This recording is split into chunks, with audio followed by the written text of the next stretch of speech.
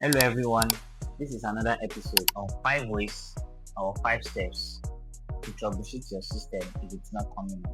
So firstly, there's a situation by where you plug in your system and what is only showing is the charging light, and sometimes it doesn't show charging light at all. So the first thing you do is disconnect the battery. Once you remove the battery from the motherboard, then you hold down the power button for like 10 seconds and you plug it back.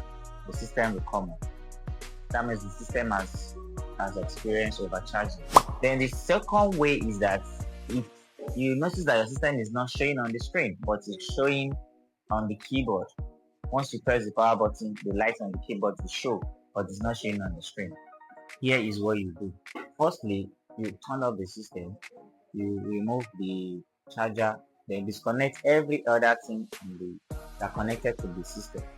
Then you check your memory, which is your RAM, and once you remove it, you clean it and you put it back, the system will automatically work. But if it doesn't work, that means you have to change the RAM.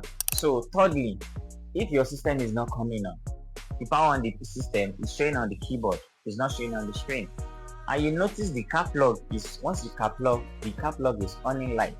There is no two ways about it.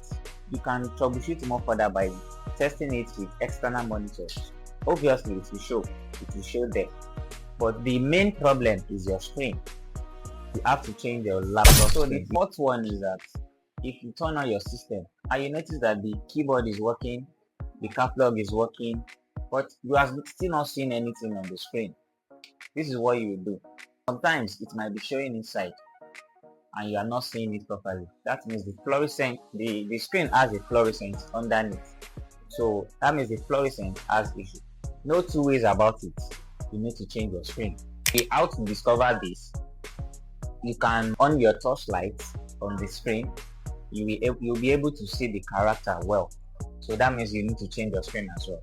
Then the fifth one, if you troubleshoot all these things and still yet it's still not working, that means you need to change your motherboard. Thank you. Follow me for more information. Click the like button and subscribe.